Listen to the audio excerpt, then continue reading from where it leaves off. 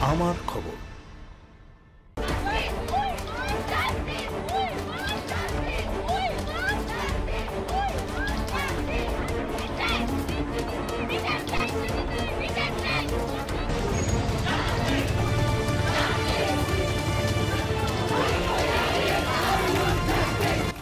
আরজি করের ঘটনায় আজ সুপ্রিম কোর্টে শুনানি ছিল। প্রধান বিচারপতি ডিওয়াই চন্দ্রচূড়ের ডিভিশন বেঞ্চ নানা নির্দেশিকা দিয়েছে। আগামী বৃহস্পতিবার ফের শুনানি হবে এই মামলার। অন্যদিকে আরজি কর কাণ্ডে ফুঁসছেন বীরভূম জেলাবাসী।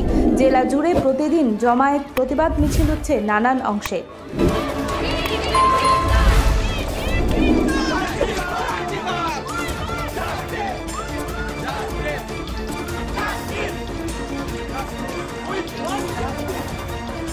সিউড়ি বিদ্যাসাগর কলেজের সাধারণ ছাত্রছাত্রীরা আজ পথে নামেন আরজি কর কাণ্ডের প্রতিবাদে।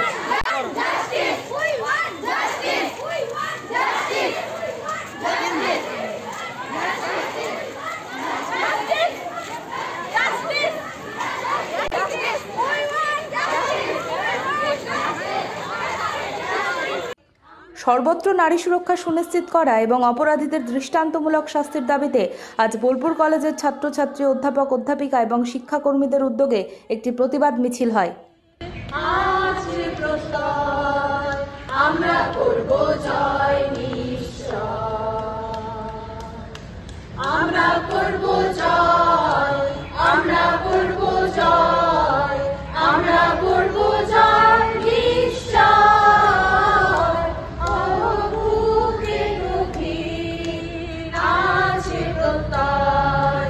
আমরা করব জয় নিশ্চয়, আমরা লইব, আমরা লইব, আমরা লইব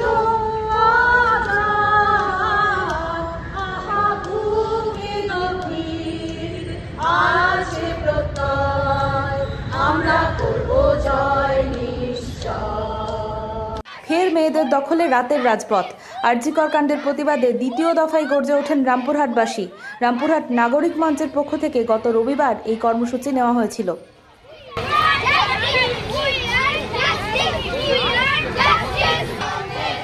আমরা নাগরিক মঞ্চের পক্ষ থেকে আপনাদের জানাচ্ছি, আমরা এই পাঁচপাখার মোড়ে দাঁড়িয়ে শপথ নেব যে পশ্চিমবঙ্গের প্রতিটি নারী নিরাপত্তা প্রশাসনকে, পুলিশ প্রশাসনের উদ্দেশ্যে আমরা জানাচ্ছি যে আমার শহরের প্রত্যেকটি নারীর নিরাপত্তা এই প্রশাসনকে।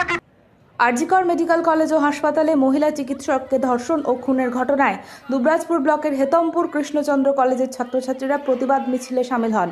প্রতিবাদ মিছিলে 1000-এরও বেশি ছাত্রছাত্রী যোগদান করেন। কলেজ প্রাঙ্গণে তরুণী চিকিৎসকের আত্মার শান্তি কামনায় 1 মিনিট নীরবতা পালন করেন ছাত্রছাত্রীরা।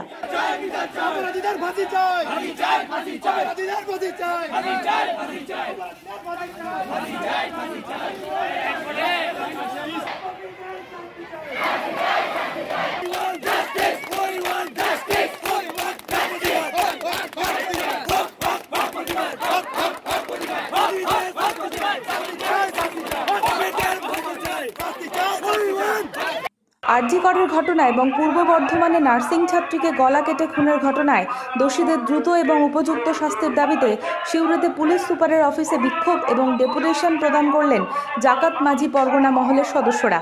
উপস্থিত ছিলেন এই সংগঠনের বিভিন্ন সদস্য ও কর্মী। তাদের দাবি, দ্রুত এই ঘটনাগুলির নিষ্পত্তি করে দোষীদের উপযুক্ত শাস্তি দিতে হবে।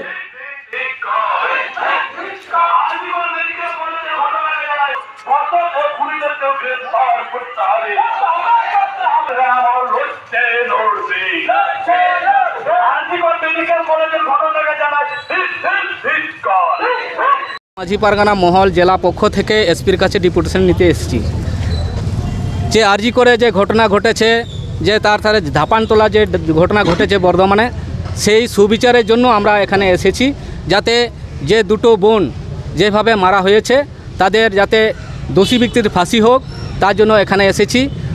এই এখনও পর্যন্ত যে দোষীগুলো এখনও ধরা হলো না, প্রশাসন এখনও কি করছে জানি না। তো এটা যদি পরবর্তীকালে এইভাবে চলতে থাকে বা প্রশাসন যদি হস্তক্ষেপ না করে, দোষী ব্যক্তি গ্রেপ্তার না করে, এটা কিন্তু পরবর্তীকালে বৃহত্তর আন্দোলনে যাব। অন্যদিকে ডিওয়াইএফআই, এসএফআই, এআইডিডব্লিউএ বীরভূম জেলা কমিটি নাটক ছেড়ে বিচার করো, আরজি করে মাথা ধরো এই স্লোগান তুলে আরজি করের তরুণী চিকিৎসকের ধর্ষণ এবং খুনের বিচার চেয়ে সিউড়ির সিএমওএইচ দপ্তরে স্মারকলিপি জমা দেন। কয়েকশো মহিলাদের নিয়ে পথে নামেন তারা।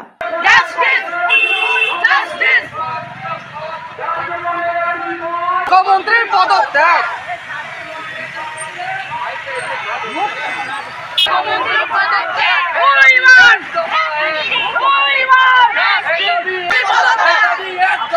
স্বাস্থ্যমন্ত্রীর পদত্যাগ, স্বাস্থ্যমন্ত্রীর পদত্যাগ, দর্শকদের এনার্জি মমতা ব্যানার্জি, দর্শকদের শাস্তির দাবিতে আমাদের এই মিছিল চলবে।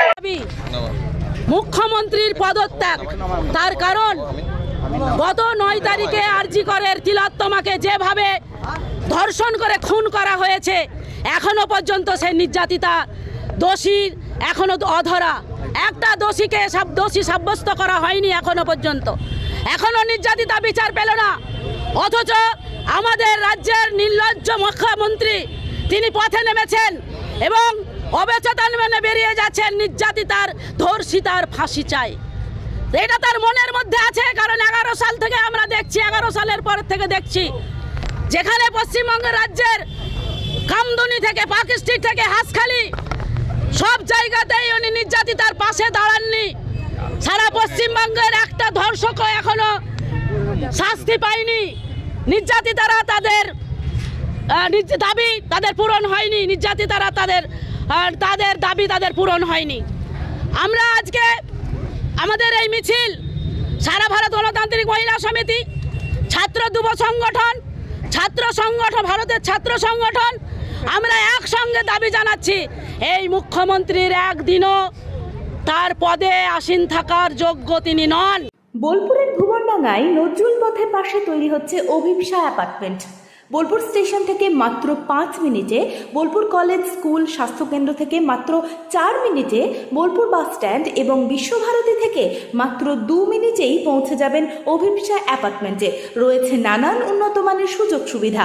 অফিসের ঠিকানা Sanvi apartment 2, ground floor, Ramakrishna road, Bolpur.